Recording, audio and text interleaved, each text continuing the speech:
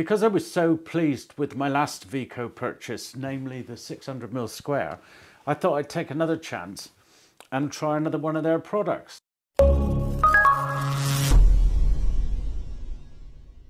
So the packaging again was really good.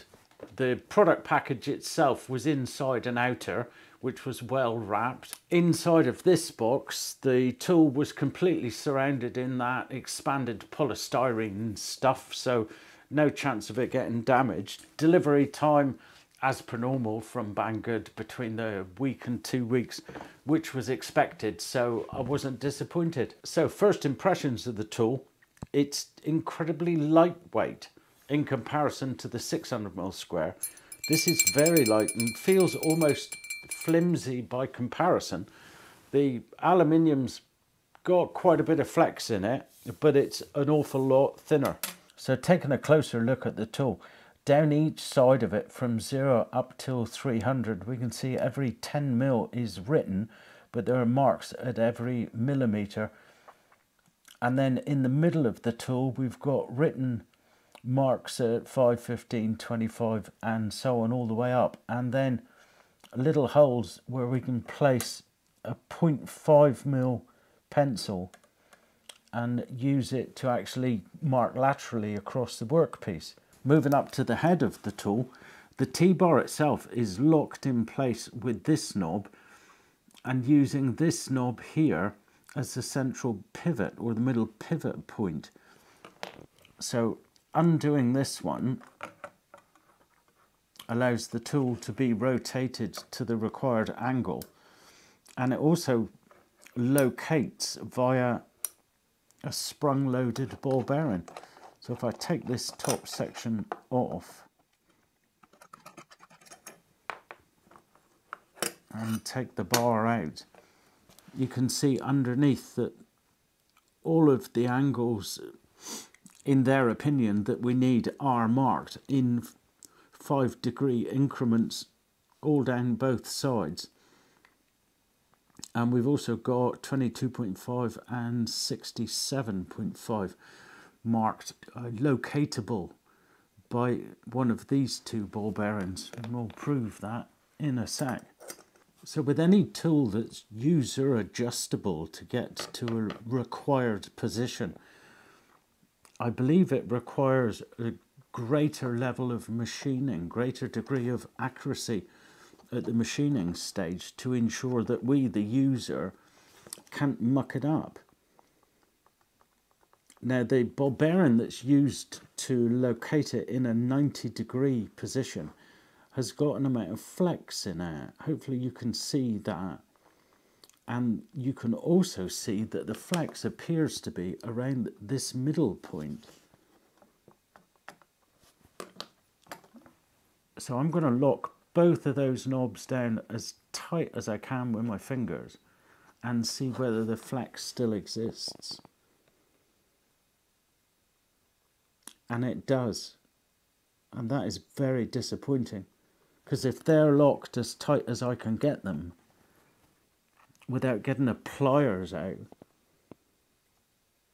that kind of renders the tool useless from the outset. So let's try that in one of the other positions. Let's revolve that round to 45.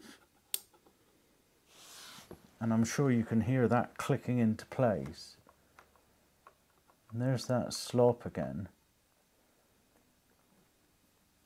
So I've got the tool by eyesight right on that 45-degree line. And I'm going to lock that down.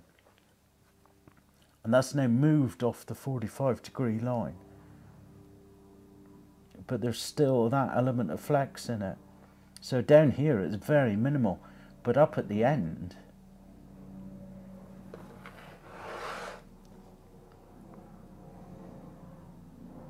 that's quite a lot.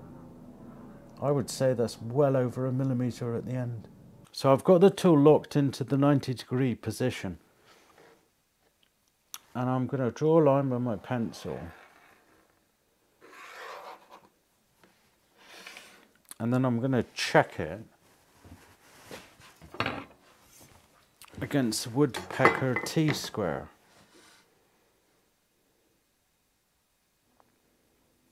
And as you can see,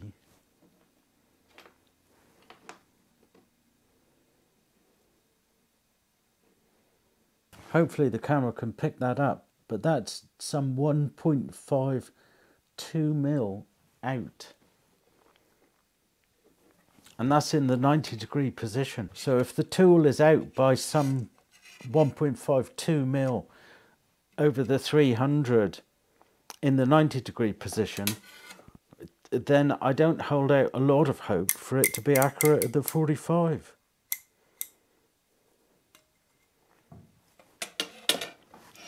So let's try a similar test at the 45 degree.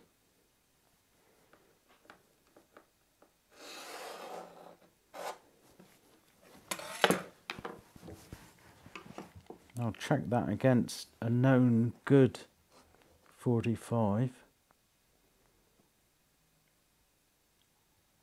And that's really is badly out.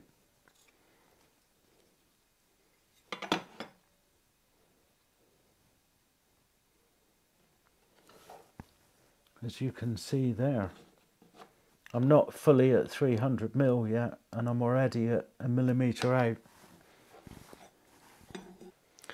And as for the accuracy of the lines, I'm going to choose the 100 mil mark.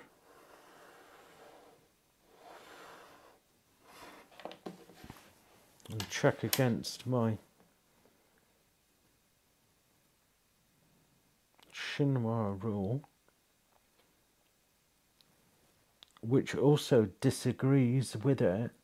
I'm showing that at about 9.5 mil. And I marked at the 100 mil. Just let me check that again.